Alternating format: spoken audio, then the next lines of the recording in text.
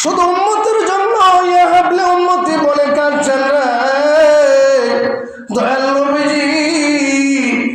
আজকে নবীর সুন্নতগুলো আমরা পালন করতে রাজি না। আমরা একটা সালামটাও দিতে রাজি না। অথচ হাদিস শরীফের মধ্যে এসেছে যেই ব্যক্তি সর্বপ্রথম সালাম দিব ওই ব্যক্তির আমলনামার মধ্যে আল্লাহ নেকি লিখে দিবেন। শুধু তাই নয়, আল্লাহ পাক রব্বুল আলামিন যেই ব্যক্তি প্রথম সালাম দিবে ওই ব্যক্তিকে আল্লাহ প্রথম একটা জান্নাতের মালিক বানাই দিবা। চিৎকার দিয়ে বলুন না সুবহানাল্লাহ।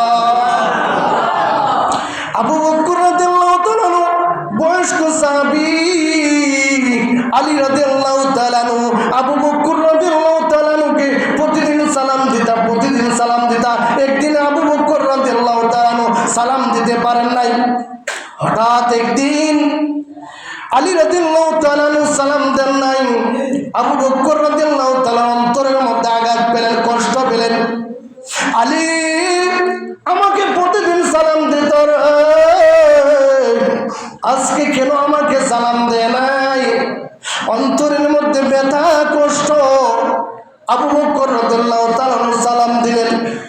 দয়াল নবীর কাছে বিচার দেওয়া, ইয়া রাসূলুল্লাহ, ইয়া